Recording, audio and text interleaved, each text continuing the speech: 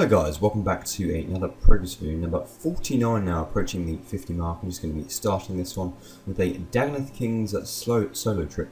It's probably one of my favourite tasks in the game, favourite activities to do. Soloing them or tri-running them if you want to say. With decent gear, it's very fun and enjoyable, and it's very kind of low stress as well, despite the fact there are quite a lot of dangers to this method, like if you mess up the rotation and you get 2 or 3 of them on you at once. And obviously got the spinning laps on the outside too, but yeah, it's very fun once you kind of get into the rhythm of it and do well. First trip of the day, not too many loots, got some rock shell eggs, got a lovely little dragon stone, a dragon axe as well, but no rings so far, but not to worry, probably be plenty more Dagonoth tasks. The one drop you probably hate to see, a warrior ring, so I seem to have a truckload of these on the account, but not as many B rings, but yeah, fingers crossed for the future that the RNG improves a little bit. Always get hard clue from DKs, so just have a look at that one. 204k, very nice. And an important hunter level coming in, level 85, purely from birdhouse runs. These things are going to be the most overpowered stuff in the game. And it's not just like the XP that's passive, it's the money you get from the bird nests that really adds up over time, or creates a good supply to make brews. First Aspori of the episode, kill count 48 and 111, so still away off that PB, but not to worry, doesn't really matter with this boss. And Atas and White Lily, pretty nice.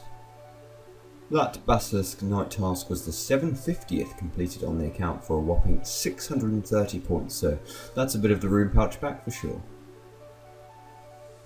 And an important herbal level coming in here, one I've been working on for quite a while, and one that probably puts most of my farm runs to use too.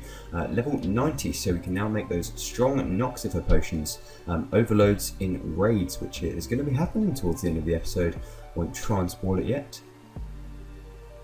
And I spoiled it too early, didn't I? Yes, you've completed a raid in the Chambers of Xeric. Basically what happened was I joined one of these clans and found a couple of people who were going on a raid, and I had no idea. I pretty much went in blind and I died about 3 times at on, but yeah, completed a raid and you can now do the diary.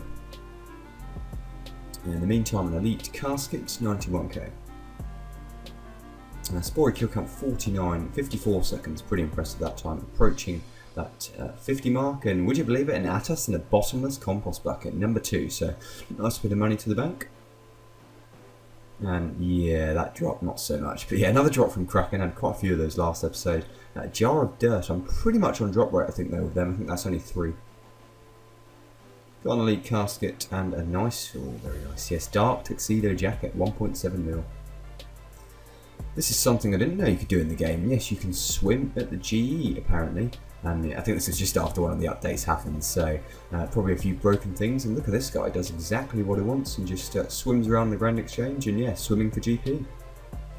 Now this is a drop you like to see, yes, a Berserker ring from Dagonoth Rex. Looking for that Archer's ring, a bit dry on that one at the moment, but not going to complain about getting a B ring for sure. But yeah, see if we can double up this trip. When I said double up on rings, I didn't mean the rings of life. Yes, one of those from Dagonoth Rex. Seem to have a truckload of those too on there, and I don't mind though. They're all kind of, I guess, quite common if you think about it. And yeah, second ring of life of the trip. I'm not even going to bother picking it up because it's A, worthless, and B, just yeah, it's not a good item. Doesn't make you feel good.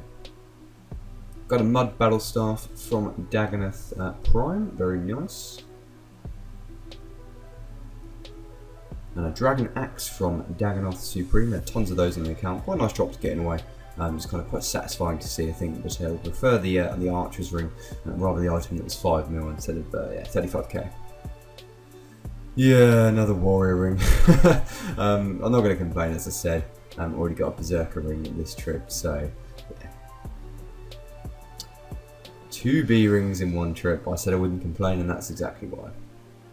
So a very fruitful Dagonoth Kings trip there, just an example of just how profitable these can be if you get lucky. Got the bones as well as the standard drops and the Berserker ring, giving us a very healthy profit there. And a hard clue from DK's, apologies if you can't see it, but yeah, just over 100k. Another Dagonoth task and another warrior ring, yes, and a clue scroll in the same drop too, so yeah, pretty consistent with the warrior rings. I think that's 3 already this video, and that's probably about 20 overall for me, so yeah, probably going to get ourselves out a ring of life next or something and just cap it all off. But yeah, hunting that archer's ring. Talk of the Devil, it is another Ring of Life, and I'm not going to pick that one up either. I don't have much space, and yeah, it's just drop you. As I said, you don't rather just leave it on the ground and let it vanish, to be honest, because it could have been an item that was at 2.3 mil, but it wasn't. Hard Casket, number 584, Purple Sweets. Okay, a Spory kill count, number 50. 58 seconds, under 1 minute, not too shabby. And Aizels and Avantos, not fantastic. So then, raids, yes, something I've been talking about on the account for a while. You might have noticed in the last few progress videos, but I've never actually really done it. So I did do that one for the diary earlier on in the video. I wasn't as fussed on how it went, I just kind of wanted to get it done so I could finish that diary at some point. But yeah, because I joined a clan, they were doing a raids kind of mass at some point, and it felt like a good opportunity for me to start to learn some of the mechanics, learn some of the runes. And it didn't go too bad until we got to Ulm, to be honest. This room, the Mystics, is quite straightforward. It's just pray mage and have the salve. I mean, your damage should be quite good. Obviously there's Shamans, and then there's the Guardian runes, very straightforward as well, and the Dragon Pickaxe and 99 mining, doing me justice there. But yeah, the big challenge was always going to be the Great Ulm. So my knowledge of game mechanics isn't fantastic, but it's improved a lot in the last few months, and I thought Ulm would be something that I should start attempting, and it probably wouldn't take me too long if I just put some work into it. And yes, I was doing the mage roll too, but you can see that was terrible. I forgot to move, but yeah, I found the boss really, really difficult at first. Like mechanically, I just had no idea what I was doing. I kept dying, and sort of I didn't really know why I was dying. I think with a lot of bosses, you improve when you work out sort of why you're dying, and then you just eliminate that all the time. So like Cerberus at the start, it was me dying all the time because it was the ghosts and that pulse attack that was getting me. Things like Zora, it'd be either missing a prayer flick or in the wrong position. But yeah, I was just trying to work out why I was dying. Like the teleport attack did get me a few times, I think. And despite my inventory being full of brews, restores, and overloads, it probably wasn't going to help too much. And then I don't know the fact we did this like in a mass as well. A few people running the head, I don't think were doing it properly, so it probably didn't help me too much. But perhaps I should have, in hindsight, run the head instead of done the mage hand. And I wasn't using F keys here either too much. Like I have to say, not using F keys on the game has been quite punishing, to be honest. It makes things like demonic gorillas, things like Zora, much easier, and learning to use F keys on Ulm would definitely help me just block like the basic attacks, and then also block the attack where it just fires like a spear of either things like aggression, dexterity, or magical spirit use, something like that, and then you have to put the right prayer on and block it in time.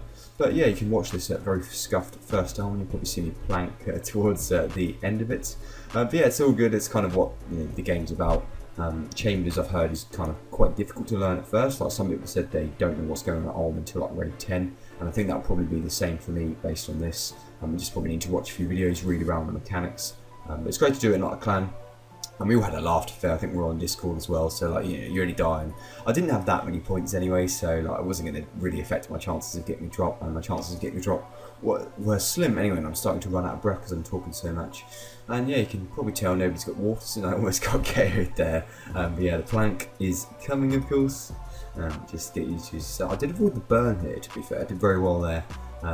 I think the funniest bit about this is how brewed down I am. I just don't really realise that I'm not even hitting it. The crystal smacks me there. I'm just so brewed down, and of course I'm not going to hit anything.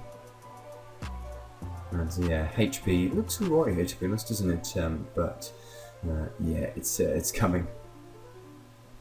So, supplies don't look horrendous here, do they? Got a few brews through restores, but no.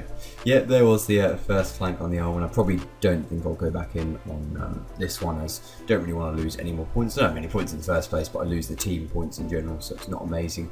But yeah, I think it was the first planker there, so a bit disappointing. They eventually did finish the raid, and nothing for anybody, but I did see a purple on my very first chest. It wasn't in my name, it was an arcane for one of the friends I was doing it with. So yeah, I have some 1 purple and some dragon arrows. Not the worst loot actually, considering how scuffed that was, let's just say. I then had a go at the head running roll, but you can see I'm very long bruise here. I'm probably not going to survive, but I think I did manage to get to phase 3, so I was doing better than before. That's for sure. But yeah, just going to be concluding the video on this video of me attempting to fight the Ulm. Again, didn't know too much what I was doing. I didn't have my prayer on here, but it was good to actually record these things because it allowed me to then kind of watch it back and see where I made the mistakes. And I mean, looking at it now, I can see all the mistakes I've made and what I can do next time to avoid them. But yeah, Chambers in general, I think I probably wouldn't do as much of it until I got a twisted bow. I think the chance of getting a drop is very slim here, but then again, if you do get lucky, it does make a big difference. Like if you pull, a Tiba or Ancestral or Dragon Hunter Crossbow, it does make your GP per hour over time quite good. And yeah, the plank is coming. I don't know how I managed to stay alive, at least this long, but improving. That's true. I don't think I was the first one to plank on this raid. Avoided the crystals there, just about. I mean, I didn't really understand running the head much until you literally just, you just hit it and then move, hit it and then move, hit it and then move, kind of like that. But yeah, I hope you guys enjoyed the video anyway, and I will catch you in the next one. Probably be a few more raids and plenty more PVM as the bank is creeping up in value now.